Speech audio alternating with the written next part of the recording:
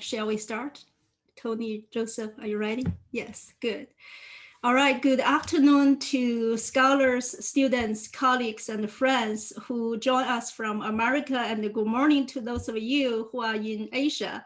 I'm Patty Li, Director of the Confucius Institute at Webster University. Welcome to the China Urban Study Author Talk Series organized by our institute together with the Chinese and Comparative Study Association.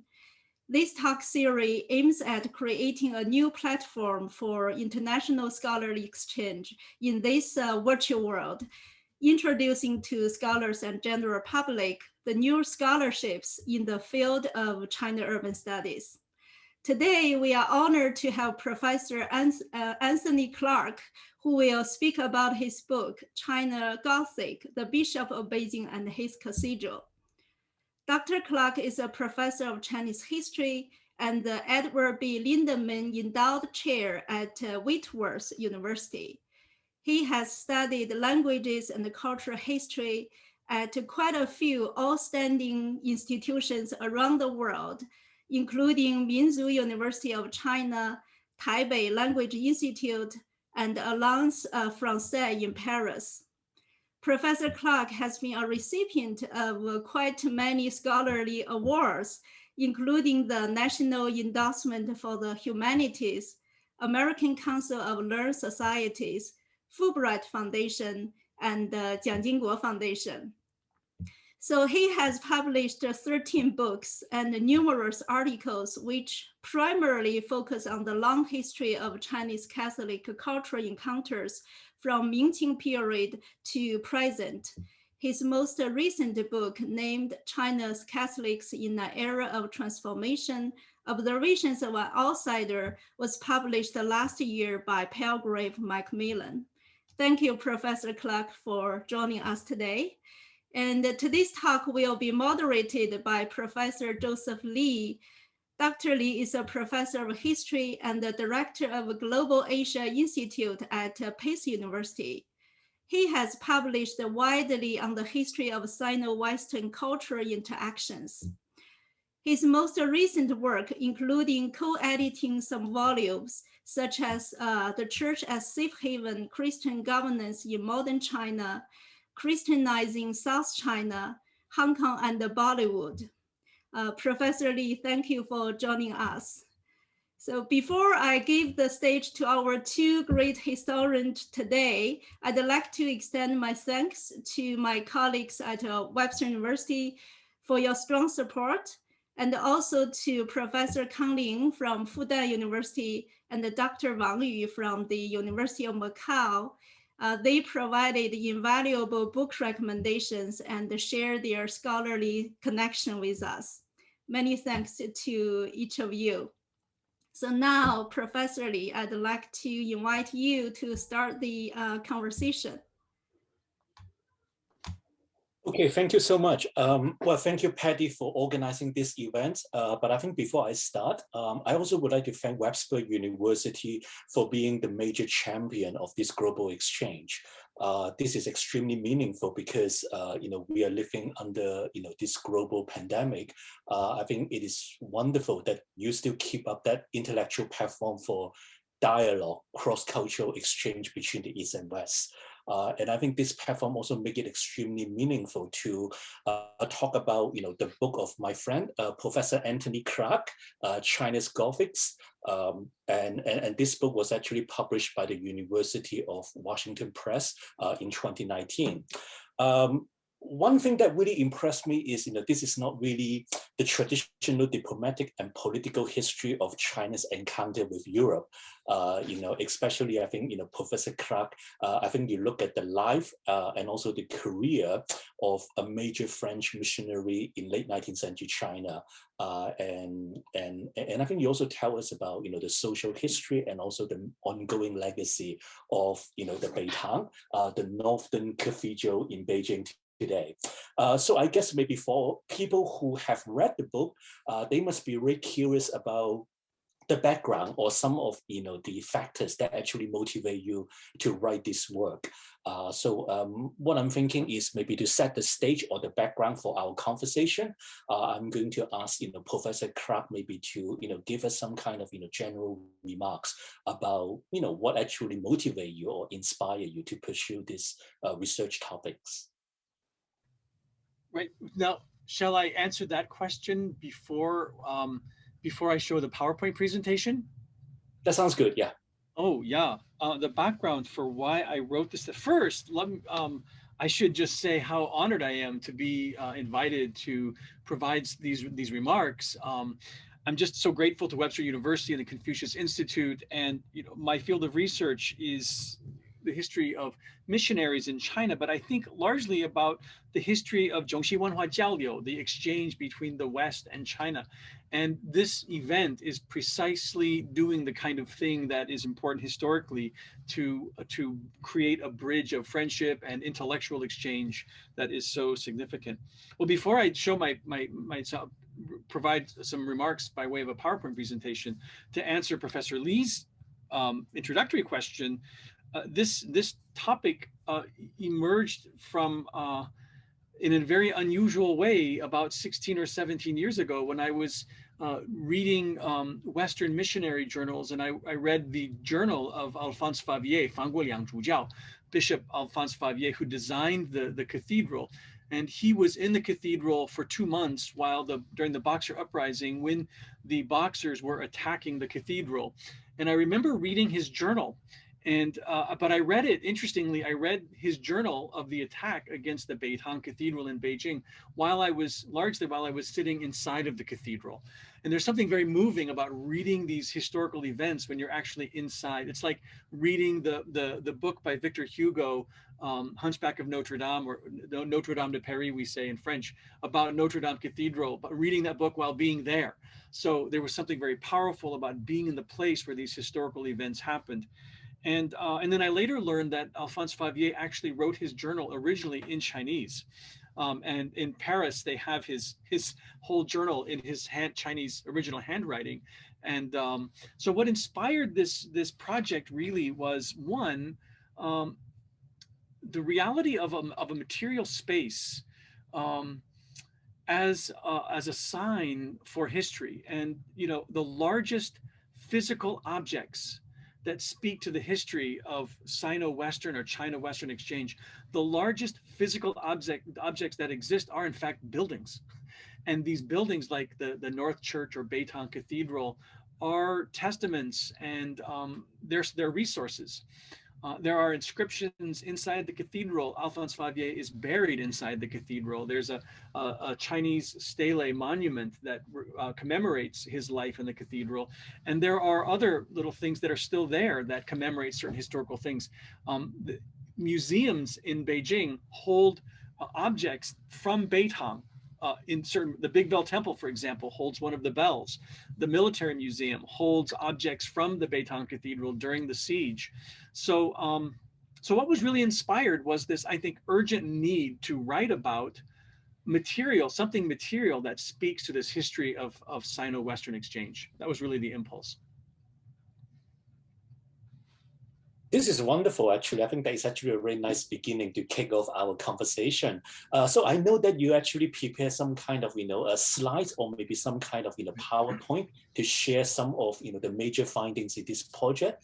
So maybe I'm now giving you, the chance maybe to share with us what you have prepared.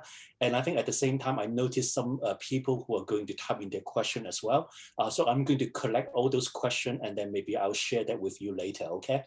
Excellent. Yeah, I did prepare about, I actually wrote down about 17 minutes of remarks with some images. I hear there are some historians, perhaps some art historians.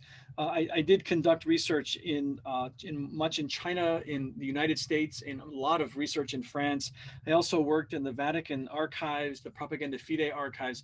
So I was in archives all over the world collecting images, which was really an exciting project. I'll just read my short 17 minutes of remark, but I'd like to do a screen share so that I can show you.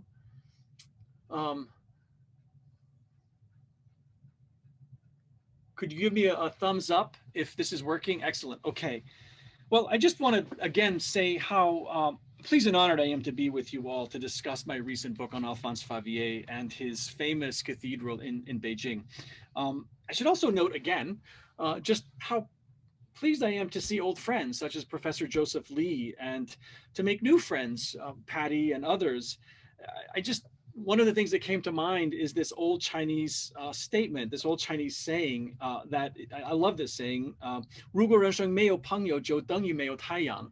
A life without friendship is a life without sunshine. So I really I always really relish these opportunities, even if we're connecting virtually to just to connect with friends and old friends and new friends.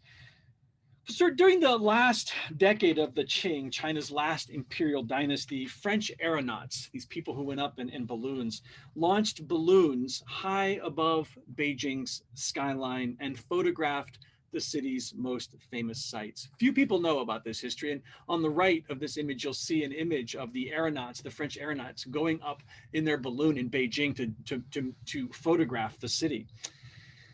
These photographs were published in a 1902 book that included the expected views of such places as the Forbidden City and the Summer Palace. These Beijing landmarks looked very appropriate in the context of all the similar architectural structures around them. But while these aeronauts were high in the air, they could not help but photograph two massive Western complexes, both built by French missionaries, literally right next to the Forbidden City. Now, local Chinese were deeply conflicted by the aesthetic dominance of these towering churches, which cast their shadows over the nearby temples and imperial offices. These massive cathedral churches, both the old Beitang and the new Beitang were still standing. The old Beitang was not demolished until 1911. These two massive cathedrals, or Beitang, North Church, they were named Beitang because of where they rested in the city's landscape, sort of comparatively north of the other Catholic churches.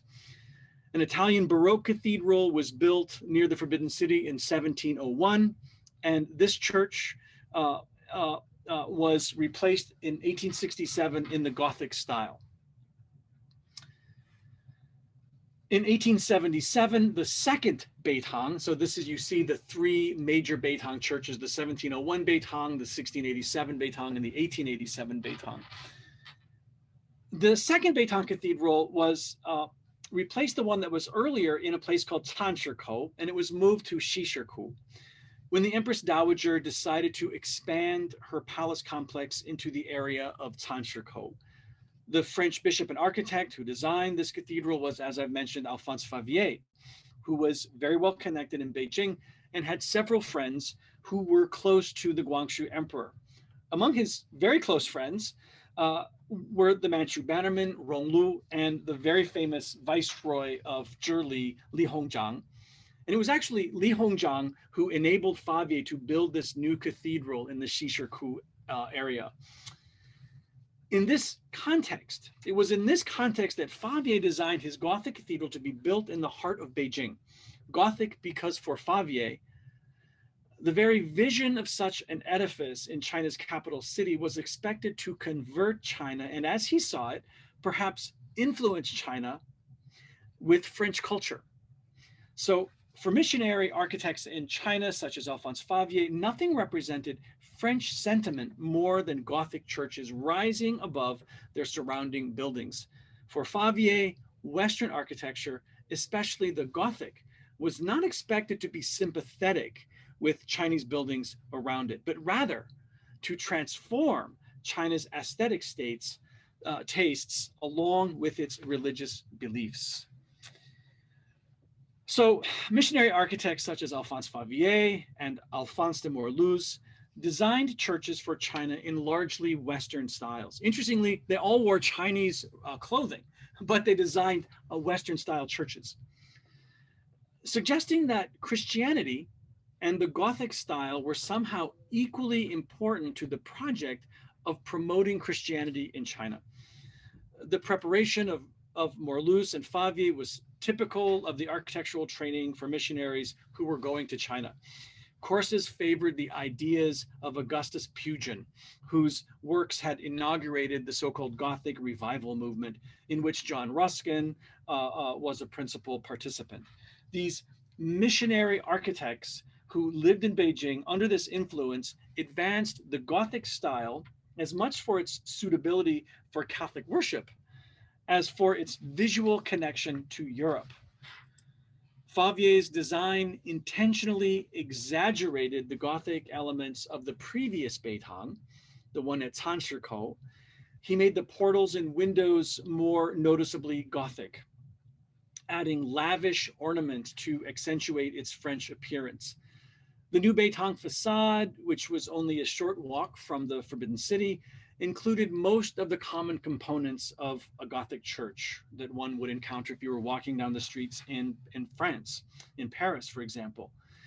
While these elements are easily recognized, when one more closely looks at the church facade and sides, she or he discovers that these Gothic elements, such as the crockets, finials, and gargoyles, more closely follow Chinese temple design than those found in France. You can see the gargoyles there, they're actually dragons. The crockets and finials, these are all motifs from Chinese temples. In the end, it is in the details that Favier actually encouraged Chinese builders to insert their own traditions in the overall look of the church's construction. So even so, Favier's design of the cathedral and surrounding buildings deliberately created a French enclave, wherein French clergy could conceal themselves from the China around them. Favier wanted to have a private chapel attached to the cathedral, so he added a chapel beyond the main apse, just behind the main altar, accessible most easily actually from outside doors. Inside this small chapel, illuminated with several tall Gothic windows, Favier designed an elaborate ceiling. The fantastic curvilinear vaulting appears to derive from late Gothic Lehren vaulting, the ceiling itself, which alludes to Islamic ceiling styles that France would have discovered in its colonial enterprise in North Africa. Aesthetically very French, this cathedral was his privileged escape from the atmosphere of the cultural other that surrounded the cathedral complex. I should also note that if you look at the bottom right image, just to the left, you see some Chinese characters horizontally, vertically aligned. That actually is Alphonse Favier's resting place. That's his tomb in the cathedral today. But in any case, the final result of Bishop Favier's Gothic church design for Beijing's cathedral was in many ways a mixture of three things: a French enclave, an imposing monument of French presence in China, and an example of hybrid Sino-French architecture. So not all French missionaries, however, shared Favier's desire to occupy China with Gothic architecture. The Belgian missionary Vincent Leb, 雷明元生父 in Chinese, Vincent Leb, for example, condemned what he viewed as the architectural imperialism latent behind Beitang's Gothic facade that competed with the imperial Chinese structures of the capital's Forbidden City. In a letter that Vincent Leb wrote in 1917, Vincent Leb wrote this, quote, "I was walking with some missionaries on Coal Hill," that's Jingshan, right behind the Forbidden City. "I was walking with some missionaries on Coal Hill, which is part of the Imperial Palace grounds, and from the pavilion at the top, one can see the entire city of Beijing. It looks wonderful, the towers, the temples, all with their upturned roofs. But in the center of this Chinese paradise, there is an enormous eyesore. Frankly, it is hideous, not at all attractive. It is Beitang Cathedral, which is deliberately non-Chinese." Now, despite Leb's criticism of a Gothic church rising from the skyline of China's capital city, he himself was nonetheless early in his life as a missionary influenced by what I would call the French arrogance of many Western missionaries. Vincent Leb had once said early in his time in China, quote, I gave myself to God in a French order so as to make people love France as well as God, close quote. So in this view, to love God was also to love France.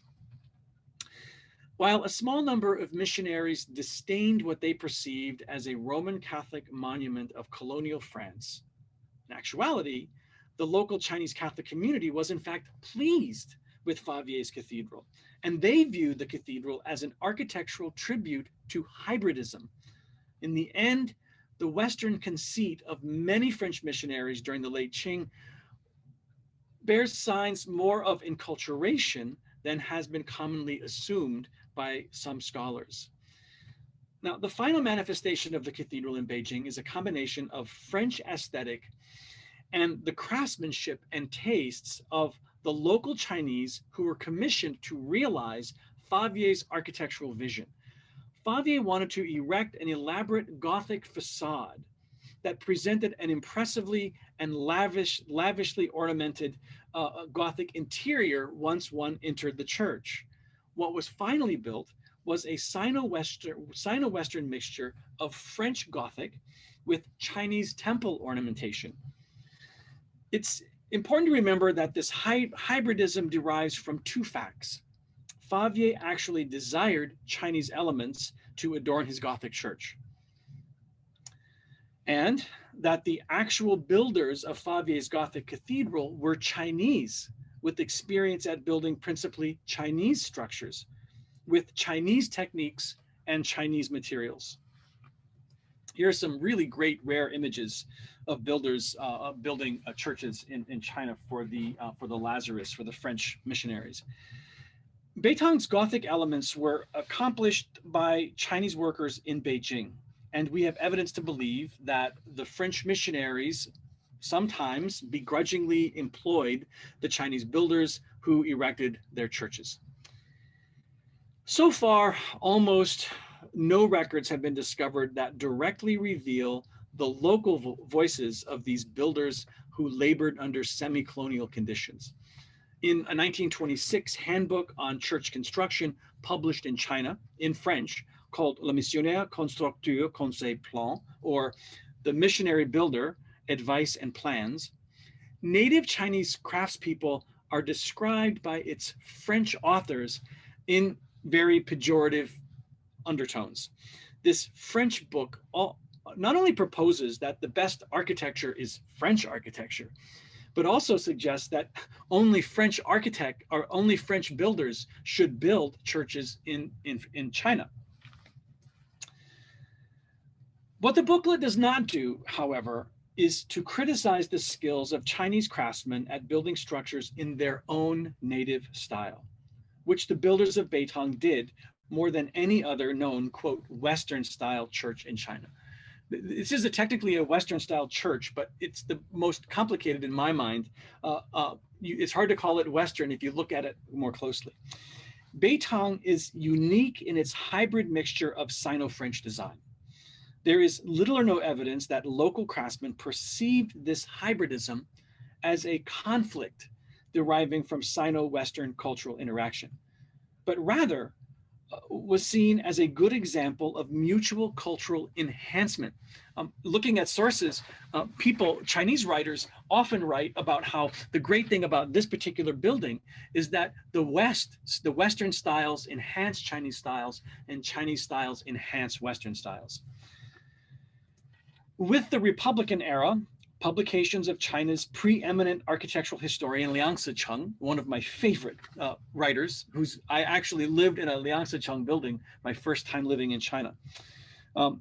Chinese critics began to more openly appreciate the presence of traditional Chinese elements in Beitang's design, such as the terrace, the yuetai, in front of the three portals and the two yellow roofed pavilions, the tingzi, containing memorial stelae flanking the Gothic facade.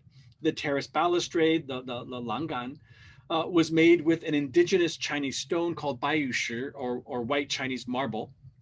Tsinghua University professor Zhang Fuhe calls the Chinese elements of Beitang, quote, a strong contrast to the church's Gothic form. And Zhang Youping, another professor, in his study of Beijing architecture, states plainly, I love this quote, since Chinese materials were used and Chinese workers built it, when you look at Beitang, one perceives its Chineseness, close quote. In fact, despite the reality that it still, for many people, represents a history of foreign imperialism in Beijing, one might argue that many Chinese scholars today view the cathedral architecture to be more Chinese than French, merely by the fact that Chinese workers erected the building with Chinese materials. Actually, if you look at materials today, one scarcely finds a Chinese description of Favier's Beitang that does not emphasize its Chinese characteristics. That I would argue sort of underscore the tropes of its native heritage, that it's, in a sense, a Chinese building. The legacy of missionary architecture has left China's landscape punctuated with soaring testaments of Western colonial ambitions. I have to pause here and just point one little thing out about the image to the left, right? So this is going to reveal something that I think is very fascinating about the 1980s. The image to the left is the cathedral at Xujiahui in Shanghai. So it's the Shanghai Cathedral. So I'm going to Shanghai for a moment. Then the church to the right is in Guangzhou. But the cathedral to the left, the building that you see to the right, is actually a building that was being built, and they demanded that it be given a Chinese characteristic. So they call it, Zhonghua Gaizi, the Chinese cap. To make it look more Chinese, they added to the very top this sloped roof addition to, in a sense, crown the Western style building with a Chinese motif at the very top, which is very common. So if you ever hear about that architectural practice in China today, you can see a good example of it here next to the Shanghai Cathedral. But in any case, the legacy of missionary architecture has left China's landscape punctuated with soaring testaments of Western colonial ambitions. Secular and religious forces, suffused as they were with nationalism, arrayed themselves against China's traditional culture to transform it into, in my mind, an outpost of French Catholicism. Outside of Beijing, Gothic cathedrals emerge from the urban centers of Shanghai and Guangzhou, and in many other places. These French monuments are actually now the oldest structures in areas once dominated by classical Chinese buildings. Looking at Chinese texts published at Tsinghua Daxue Chubanshe or other presses, there is the assertion that Chinese modernity has replaced now demolished or collapsed traditional Chinese structures. And what is left are these Western buildings. In the wake of so many new buildings in China, buildings that were in fact cheaply made, that have collapsed in recent tragic earthquakes, Chinese architects have been inspired by the durable construction of Western church design. Church builders in China have continued to design in predominantly Western style. Now, although time has passed from the era of missionary architects such as Alphonse Favier and de Morluz, Chinese perceptions of Western church design have largely changed. Some might disagree with local Chinese architects who designed Hebei's Catholic Seminary at Shijiazhuang. These builders identify the facade of their new seminary as, quote, Gothic. This very strange fusion of disproportionate Gothic elements with the intended or unintended addition of 4 Islamic-inspired minarets exemplifies a growing number in churches in China that represent really a quilt work of architectural styles. In my mind, more specters of a Gothic past than genuine representations of what remains of the French mission. I love this quote by Edward Said. He once said in an interview, quote, "Every empire tells itself and the world that it is unlike all other empires in that its mission is not to plunder and control, but to educate and liberate," close quote. I'm almost finished. So Bishop Alphonse Favier held the firm conviction that the best way to, quote, liberate China was to erect tall Gothic churches, to raise their gaze upward toward the cross of the church and the flag of France. Missionary architecture in Beijing has been freed from what was once a conflict between missionaries in China who had clashing views of what missionary architecture should look like. The views of Vincent Leb, who said that churches should be built in the Chinese style, and Alphonse Favier, who said that churches should be built in the Western style. Today, actually, Western designs such as Gothic are the preferred architectural styles among many Chinese Christians, which is ironically a way for China's Christian community to claim its own identity, free from foreign pressures. In recent decades, foreign scholars and Christians and architecture scholars have argued that Chinese churches should be in the Western style. And many Chinese church builders have said, we should make our own mind up what style, and we choose Gothic, which is a very interesting phenomenon happening today. Well, to conclude, when one asks a Beijing Christian what style of architecture she or he prefers for churches, and I've asked many people this question, the almost unanimous answer is, quote, Gothic, like Beitang. Many in Beijing today are very attached to the Gothic style, while it seems that the West has abandoned its own architectural legacy. I once asked a man in Tianjin what he thought of how people in the West build their churches. And he responded that it might be a good idea to send Chinese missionaries to the West to help restore in the West what has been lost. Well, that's a topic for another discussion. Today, the architectural preferences of Chinese Christians is actually almost precisely what it was when Alphonse Favier imagined his Beitang in Beijing. Victor Hugo once wrote that, quote, the greatest products of architecture are less the works of individuals than of society, rather the offspring of a nation's effort than the inspired flash of one person's genius, close quote. So just to conclude, one of the most appealing aspects of Beijing's famous cathedral is that when it is carefully observed, it is seen to be the result of the genius of many societies, both Western and Chinese. So I will end there, stop screen share, and return.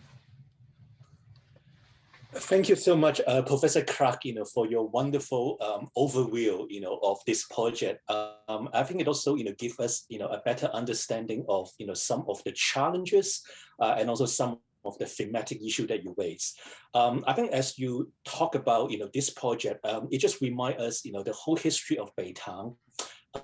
It is also a history of conflicts, accommodation, cross-cultural accommodation, and also cross-cultural dialogue. And here we have, two sets of the question. What I'm trying to do is I'm going to group some of this question together. First, I think we have, Claire Wong. She asked a very insightful question about the cultural meaning of property destruction.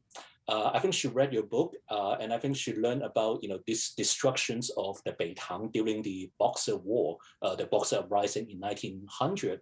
But a couple of decades earlier, there was also the destruction of the Summer Palace, during the war as well. So she was wondering why destroying the physical structure of this, religious and also maybe the imperial political institution. So can you comment on the cultural meaning and also the political symbolism of this type of, infrastructural destructions, within China at that time? Thank you for that good question. This is a question that I'm still pondering. And I'm pondering it for a number of reasons. And one of the reasons is that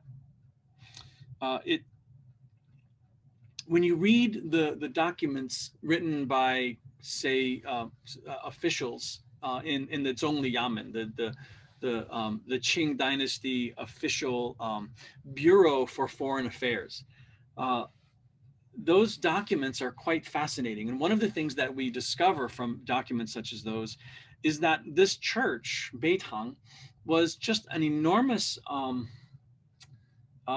it was an enormous problem because there were laws, that sumptuary laws, that didn't allow the height of building to exceed imperial structures. And one of the things that was happening was that these European scholars were building according to their own cultural sensibilities.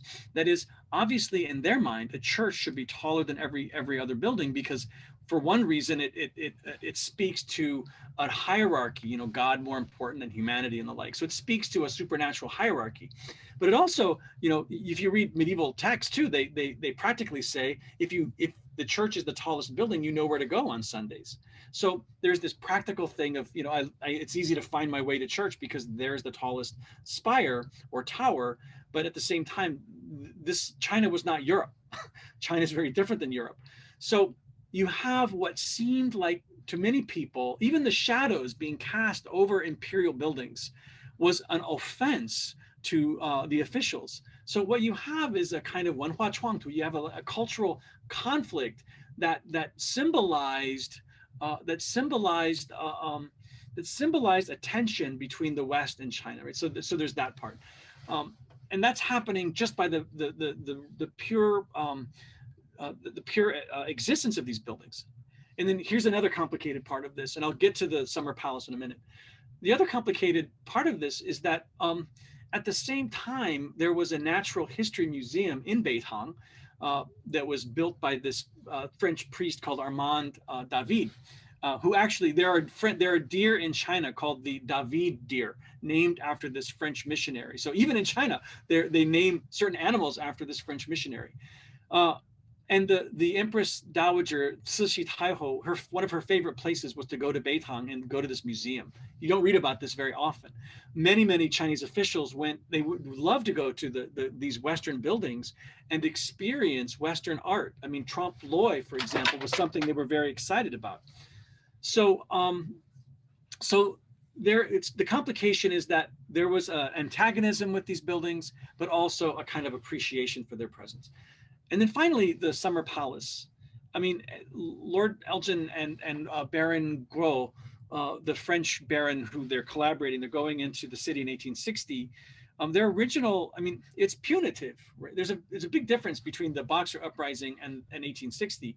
The expedition into Beijing by the French and the British was punitive. They were very angry and they wanted to punish the emperor.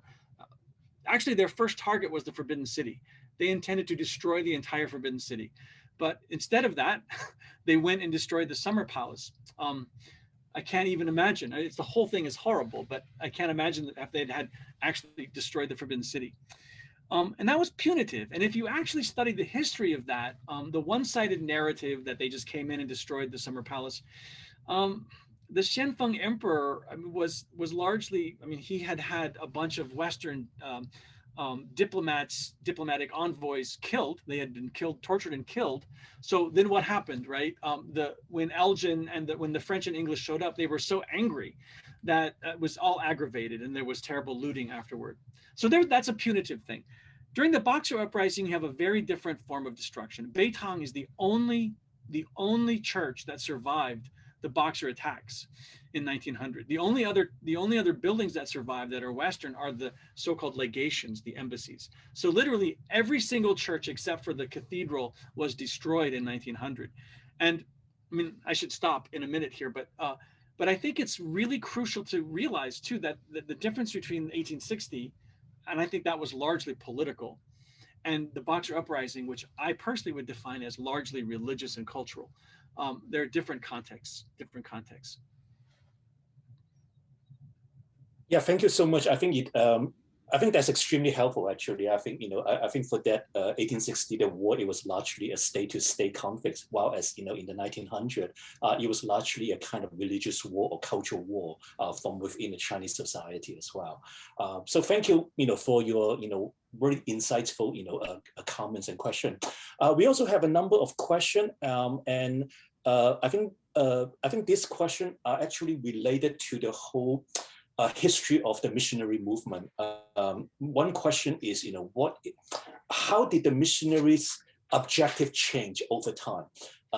Especially from the time of the Matteo Ricci or maybe the early Dominican missionary or Franciscan, they went to the countryside, they went to build Christian villages in the rural area. But why suddenly you have this French bishop who actually came to the political center to build this gigantic, very imposing church?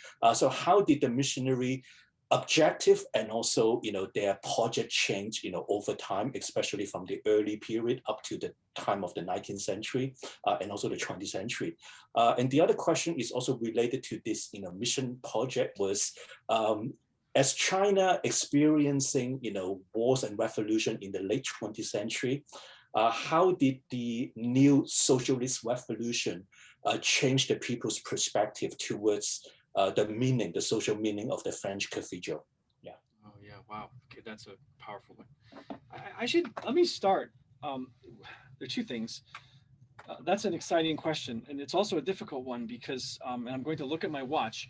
I teach the history of Christianity in China in a semester, and it takes me about 3 weeks to answer that very question, or maybe 4 weeks. So now I'll do it in maybe 3 minutes. The first thing I would say is that it depends upon what era of the mission one is talking about, right? If you're talking about the Tang Dynasty, I mean, you have in the 7th century, in the 600s, you have the first Syriac Christians in China. So these are so-called Nestorians, the Church of the East, and they're arriving because, in a way, they're exiled from the Middle East because of their theology. They're exiled with so-called Nestorius, and they end up, their Syriac missionaries end up in China, and they're very welcomed. They're very welcomed by the Tang emperors until later you have in the 9th century a big persecution of Buddhism and Christianity and Zoroastrianism. So the early Christians, the earliest Christians in China were there because they were exiled from their own place, and they end up in China, and they're kind of missionaries, but they don't missionize in the way that we think of it as missionaries today. Then certainly you have the Franciscan mission in the 1300s, largely the 1300s and 1200s, and that mission is a whole different thing. They're definitely missionaries, but at the same time, during the Yuan dynasty, they're so connected to the Mongolian presence that they're not really missionizing, so to speak. They're not trying to convert the larger Han Chinese population. That did happen, but largely you have this. So the earliest is not really a missionary enterprise as we think of it. And then you have a missionary enterprise, but it's a complicated one because it's very limited. And then you have the Jesuits, and that's a whole other thing. And I mean, if you look at Matteo Ricci in the late at the very, very end of the Ming Dynasty, into the Qing, with this influx of Jesuits, this is largely a reaction, in my mind, to the Reformation. This is a counter-Reformation response of missionizing the East, and so you have what I'm trying to say then is you have these various ways of approaching the missionary enterprise, and then the other thing I want to say to this that's really important, and that is, in our modern context, I think we think far more politically than anyone would have thought before the 19th century, certainly before the 18th century, with the whole French Revolution period. That is, I would say, if you go to archives and look at materials related to China, there are far more materials in missionary archives than any diplomatic archive. So what does that say? That says that informs us that before the 1920s and the 1950s, the predominant interaction between China and the West was religious and cultural, and then it becomes political later. Now, to answer this, so I'm trying to keep it brief again. So to at least say something about the modern post-1949 China that we know today, I'm going to argue something that I think is maybe somewhat radical, and that is, while the modern Chinese government's sense of religion and sense of this missionary history is certainly nuanced because of Marxism. We can't erase Marxism from modern China, right? It's actually largely, in my mind, in continuity with the dynastic era of China, because the rulers of China were always expected to oversee religious, not only practice, but religious belief. So often my own students say, Professor Clark, it seems like the party today is infringing upon private belief. Well, however you think about that, religious belief has always been overseen by the court, by the emperors. So, Zheng and Xie, orthodox and heterodox, were in the domain of the emperor and his court to decide what was orthodox and heterodox belief. So in a way, the party's treatment and imagination or imagining or recreation, however you want to think about this, of the missionary history is really not that, in my mind, not that unlike what you would see in the late Ming and through the Qing dynasty. Okay. Okay, thank you so much. No, this is actually extremely helpful. It actually gives us a sense of, a much more sophisticated understanding about, the different period and also the different objective of the Catholic, experience in China. We also have, a few more questions, and they're actually kind of interrelated, actually. One question is actually from an architectural history student from Texas. He do see some interesting parallel between your case study and what he observed from the Eastern European immigrant community in Texas. I think his question was about, how did the Chinese religious community today, how do they understand the authentic Catholic religious architecture? Do they still see the authentic Catholic religious architecture as Gothics or as something else? So he's just, he would like to learn more about this, the self-identifications of the Catholic, architecture style in China. Right. It's so interesting. How do I say? This is a book where I'm really a sinologist and a historian of late imperial China. So my excursion into architecture was not my fundamental training, and my book was just reviewed by the Society of Architectural Historians journal. So the reviewer liked my book, but said there weren't enough floor plans in it, right? There weren't enough architectural analyses in the book for an architectural historian. But he also admits that that's not my central field. The question of culture, though, in architecture is something I do think a lot about. And I think I think all scholars who think about cultural exchange can talk about aesthetic exchange and architectural exchange.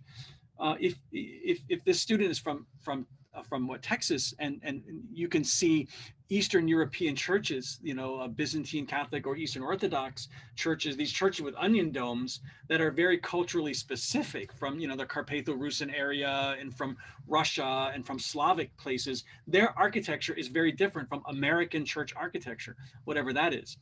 So the idea of architecture emerging that is culturally specific is certainly something that I think anyone who studies cultural comparison is going to think about that. So in the Chinese context, there are certainly, I think, a couple of various phases. And during Alphonse Favier's life in China, 75% of Christian missionaries were French, paid for through two fundamental French societies, the Holy Infant Society and the Propagation of the Faith in France. And so since the predominance of missionaries were French, they were very attached to a French aesthetic. So for the missionaries like Favier, there was a strong notion of what they called la mission civilisatrice, the civilizing mission. That is, not only are they converting people to Christianity, which is certainly the primary goal, but the secondary goal was easily a sense that if they speak French, if they have Gothic, then they'll be more quote unquote Wenming civilized. So the very presence of the Gothic in China was seen by these French missionaries as a kind of civilizing influence. Now, that to later missionaries was offensive. China has its own culture, and to quote unquote civilize it with French culture was an offense. Then you see Chinese Christians and French missionaries trying to reverse that and suggest that church architecture should be indigenized. It should be Sinicized, right? Sinicized, as we use the word today. And if that's the case, then when the predominant voices who were trying to synthesize synthesize Christian architecture in China, the predominant voices were French at that point and Italian. So an Italian named Ceso Costantini. So you had Westerners telling the Chinese that you should make your architecture look more Chinese. So here's the complicated part, the complicated response to that from Chinese Christians, and Professor Lee, you might know in the Protestant context, but at least in the Catholic context, Catholics, have this idea of being Catholic, little c, universal. And I would say the predominant voices among Chinese Christians during the Republican era, 1911, 1920s into 1949, Chinese Catholic Christians, their response to Western missionaries advising them to build in Chinese style was, we don't want to do that. We don't want to do that because to be truly Catholic is to be connected with the rest of the globe. And so when you read and interview Chinese Catholic Christians, they will say today that for them, Western architecture is a way of being connected to the global Christian community. And that as they synthesize, then they become what they would call a local, a separated Christian community. And that's going to be, I think, an incessant conflict of worldviews. Should Chinese Christianity be synthesized, or should it not really adhere to those parameters? So that's, I hope somewhat of an answer. No, I think this is extremely helpful because I think this, relationship between, synthesization and also localization, I think it was always there from the very beginning of the Catholic experience. And in fact, I would say, the Protestant, they were also facing that, they were also having their own debate as well, I think for the Protestant, missionary and also the Chinese Protestant convert. And that is also related to a comment and also a question raised by Ian Welsh as well. I think he was talking about, today, I think, Chinese President Xi Jinping talked about the synthesization of, Christianity. But I guess that have more to do with the doctrinal understanding, or maybe the ritual practice. But I guess, within, the area of, the religious architecture, I think we do see there's some kind of tension as well. While there was always, this, nationalistic element to synthesize the religious architecture, but surprisingly, I think the religious congregation, the user, the people who use those religious structure, sometimes they kind of, they would like to resist that as well. They still would like to, develop that, religious architecture in their own way. So I'm just curious, would you like to elaborate about this kind of tension between the synthesization, from above, and also the localization from below? Yeah. Yeah, this is actually this question, I think, is really a critical one. It's a critical one because synthesization can be thought of in many ways. One of the words that comes to mind when I think about the Christian community in China and its architecture and its aesthetic sensibilities is this new theological word called glocal, which is a combination of global and local. They actually talk about glocalization, which is making something seem local, but also allowing it to be connected with the larger global community. And that is that things really, in this globalized world, it's difficult to identify ourselves as culturally specific to a certain parameter. The big question, I think, that at least those of us who are outside of mainland China, when we think about synthesization, we typically ask, what are the impulses? Is synthesization a political impulse? Is it a cultural impulse? Is it a state impulse? Or is it a kind of an impulse to really control or tame a certain community? And I understand all of those impulses. When you talk with Christians, I think in China, I've spent a great deal of time speaking with Catholic Christians in Tianjin and Beijing and in Shanxi province, and in both Shanxi and Shanxi, even in Shanghai, quite a lot of discussions about this very question. And is synthesization it's like that building. If you just add the sloped roofs at the top of a Western skyscraper, is it Sinicized? Or is it, is it really incongruous? Does it not fit?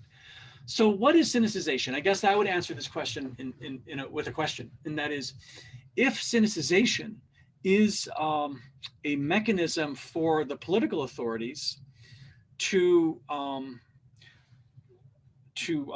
legislate or trying to think of a really good sensitive word to use here. But if it's really the political authorities trying to impose rules and regulations upon architecture and forms of worship and even belief and doctrine, that's still not unlike imperial China. But is that Sinicization?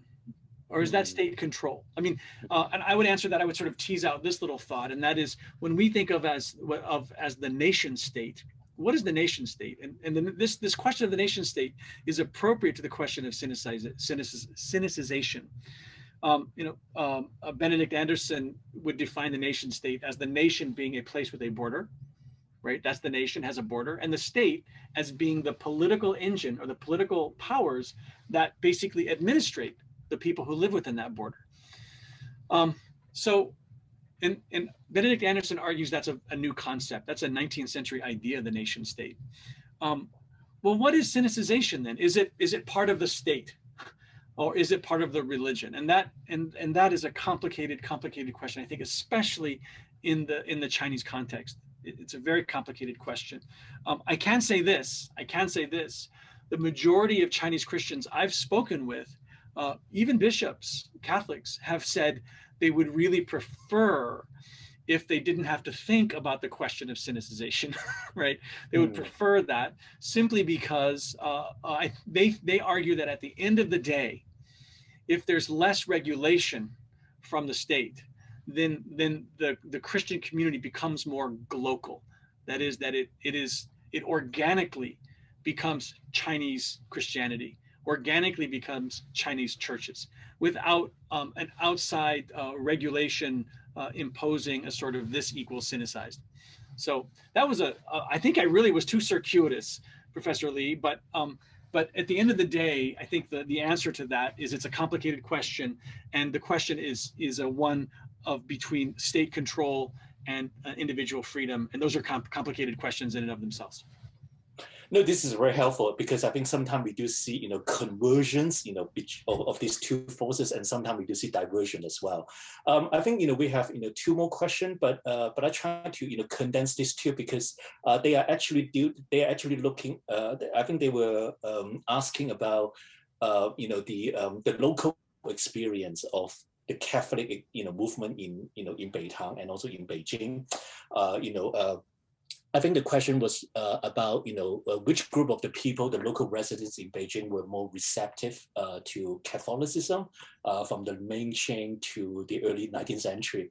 One thing that really impressed me about the book is, you have all these, wonderful historical photographs that actually show us that Beitang is actually more than just a religious architecture. It has a wide range of operation as well. So would you like to tell us more about, the religious function and also even the welfare functions of this religious cathedral? Yeah. Well, I don't want to forget. I'll answer that question. That's a really good question. The sort of local experience. I don't want to forget, by the way, because I just kicked it. Actually, this is an original tile from the roof of Beitang Cathedral. When they were remodeling, they gave me this tile with the original seals of the emperor's kilns in Shishiku district.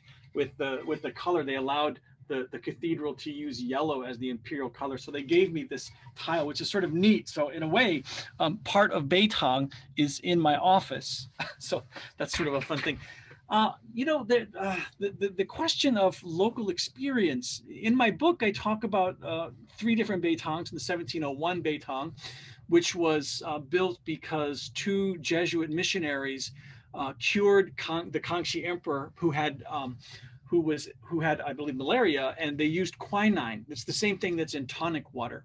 If you ever have a gin and tonic, quinine is in tonic water, and used quinine to cure the Kangxi emperor. So he gave them this land, and they built this cathedral. And so my point then is, when that cathedral was built in 1701, it was so popular because the emperor himself had written an inscription that notified the public that the cathedral was built under imperial support, under imperial order.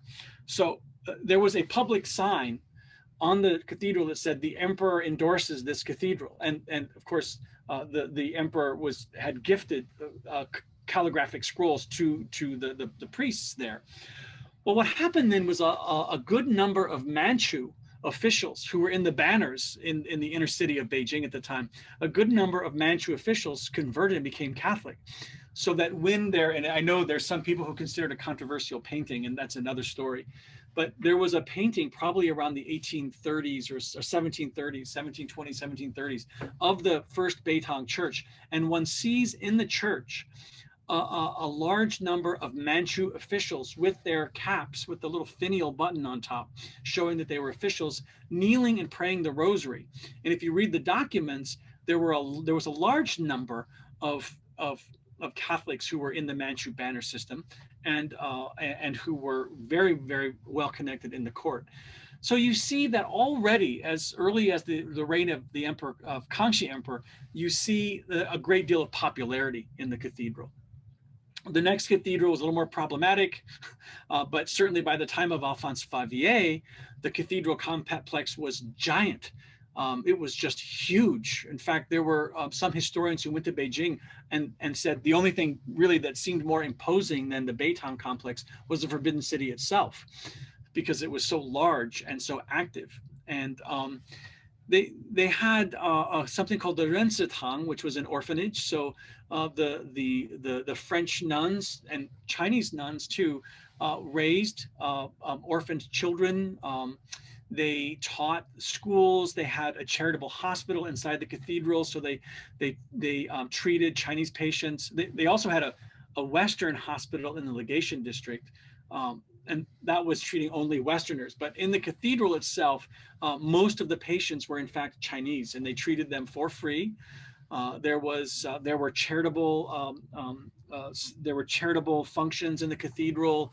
It really was a kind of, and there was a seminary, and I have photographs of the seminary in the 1890s, early 1900s. I think I have a photograph of the seminary in Beitang in 1901. Almost all of the seminarians were Chinese. So there were schools for boys, schools for girls. There was an orphanage. There was a hospital. It was a thriving, thriving community. But even so, it was, I think, clear, and here's my own little critique, it was clear that the French missionaries were hierarchically more important. And even Alphonse Favier himself didn't really like Chinese food, which I consider to be abysmal. I love Chinese food. He didn't like Chinese food, so he had a French chef cook him French food while he lived in Beitang. So he had, these beautiful French meals cooked for him in Beitang, which I would never do that. But anyway, he did. So yeah, it was a flourishing community, and it was flourishing as early as the Kangxi era, all the way up into the era when, during the 1940s and 50s, when the cathedral was closed. It was closed in the 1950s and turned into a grade school. Yeah, thank you. I think, I think when I read about that section, I was actually wondering, where he would actually get all these French ingredients, for his kitchen.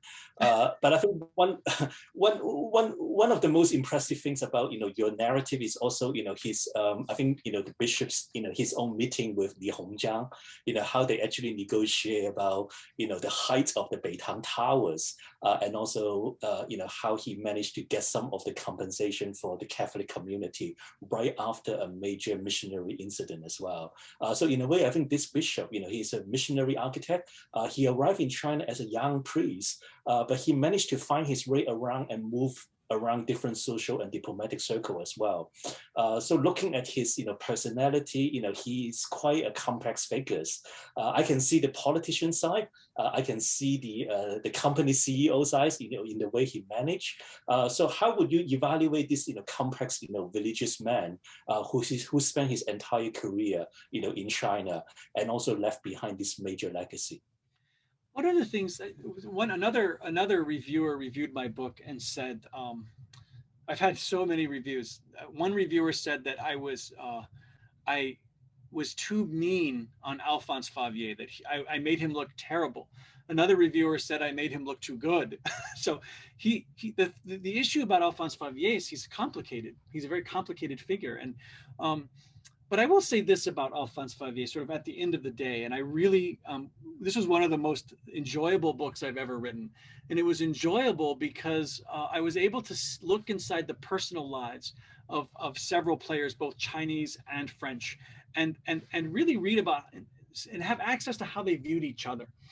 But Alphonse Favier knew a lot of officials, and one of them, I'm looking at the time here to make sure I'm short with this answer.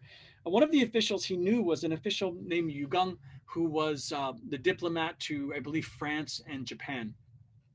And Yu Geng had daughters, he had sons, and he had all of his children baptized Catholics in Beitang Cathedral by Alphonse Favier. So if you've ever heard of Princess Yu Deling, she was one of the ladies in waiting of Cixi Taiho. And she had to hide the fact that she was a Catholic from Cixi Taiho. But what we get from these interactions is a picture from these Manchu, and Yu Deling was Manchu. We get a picture of what the Manchus thought of Alphonse Favier, even a picture of what Cixi Taiho, the Empress Dowager, thought of Alphonse Favier.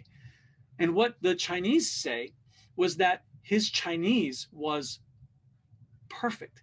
His linguistic skill gave him a privileged access into the world of officials and into the world of Chinese society. He, in the early part of his life in China, he wrote very negative remarks about China. By the end of his life, his remarks about China are almost they're almost saccharine. They're so positive about China. He once wrote when I die, I only want to be in heaven with Chinese people. I mean, he loved China by the end of his life. But it's a complicated history. But certainly he was both a bishop, and I would say, I hate to say this, but bishops are very political beings. They have to enhance the church and work for the church. So he's a bishop, politician, but he's also a priest, missionary. So he's always navigating between these various personas. But a third persona that not a lot of people think about, and that is he was a historian of Beijing. He wrote the first really substantive history of the city of Beijing ever written in a Western language. And so even at Liulichang in Beijing, one of the most treasured books you can get at Liulichang in the rare book market is the book about Beijing history by Alphonse Favier. It's a beloved book, and it was illustrated by Chinese artists. And so that other part of Favier that is not often discussed was his love of Beijing history. He said some negative things, but mostly he says very, very positive things. And we wouldn't even know some of the history of Beijing were it not for him, because he provides a lens from a Western point of view. He talks about the Western experience in Beijing, and he also looks at Chinese documents and used Chinese scholars to recount the Chinese history. Lin Yutang, the very famous writer, Lin Yutang, loved Alphonse Favier, but said that Favier wasn't a good historian and he got things wrong. I mean, I think he talked about how the Liao and the Jin dynasties in Beijing, Favier could have botched a few things. So I guess my point about Favier, and I'll end this comment, is that he was a missionary. He was also a politician. He was also he was an art collector. He collected Chinese art, and he was accused of looting during the Boxer Uprising, which that's a complicated story, and I don't know if I want to wade through that. He was a very complicated person, but he had a lot of very good friends. And when he died, the local Chinese officials actually mourned, and there's good documentation that they were very, very sad when he finally died, and thought that his death was a great loss to the Sino-Western friendship and negotiation. Yeah, thank you. I think this is actually a very nice way to conclude our section today because of the time. In fact, I think it's kind of nice, through the life history of this, French, missionary, we learned so much about the urban history of Beijing during the late Qing, early Republican era, but also, the larger history of China and the West as well. So I guess, would you like to say a few words about, your upcoming books? Yeah. I've just published a translation of a Jesuit catechism called the Sizi Jingwen, the four-character classic, which is a which was a kind of a Jesuit rewriting of the Sanzi Jing. And I just published that translation. It's very short. My book right now, I think, will probably end up being a much longer book than I've written in the past. And I'm writing about the Jesuit mission in Hebei, what used to be Zhili, and it's about Jesuit theater. And I'm thinking a lot about how the Jesuits who lived in Baroque Rome, who went to these theatrical events, who knew Bernini, who created the Baroque style, how they brought that sense of theater. These Italian and French Jesuits brought that sense of theater to China. And it's about the sort of theater of the Jesuit order. And there's a lot more to it than that, but it's essentially, I'm working on a book on Jesuit theater in Hebei province in China during the late Qing and Republican eras. Great, thank you so much. I really enjoyed today's conversation, and I hope that I think we answered most of the questions. But thanks again, Professor Clark, for writing this wonderful book, China's Gothics. And for those people who haven't read that, please check it out and get a copy. So thank you, Patty, for organizing this. I think it has been a great, learning experience for me as well. Thank you. Yeah, thank you. Excuse me. Thank you, Professor Clark and Professor Li, for this very insightful discussion. This captured the complex journey of the missionaries and also the turbulent episode of the Catholic Church in China. I hope we will have more opportunities in the future to invite both of you back to here and talk about other episodes of Western and Chinese interactions. And also thank everybody for joining us today. And we posted the next author talk information in the chat box. And it will be on April 10th with Professor Yumi Brister on his book, Painting the City Ride, Chinese Cinema and the Urban Contract. And our good partner, Dr. Wang Yu, postdoc fellow at the University of Macau, will moderate the talk. And hope you can join us again. Thanks again and have a good evening, and also have a good day if you just started the day in Asia. Thank you.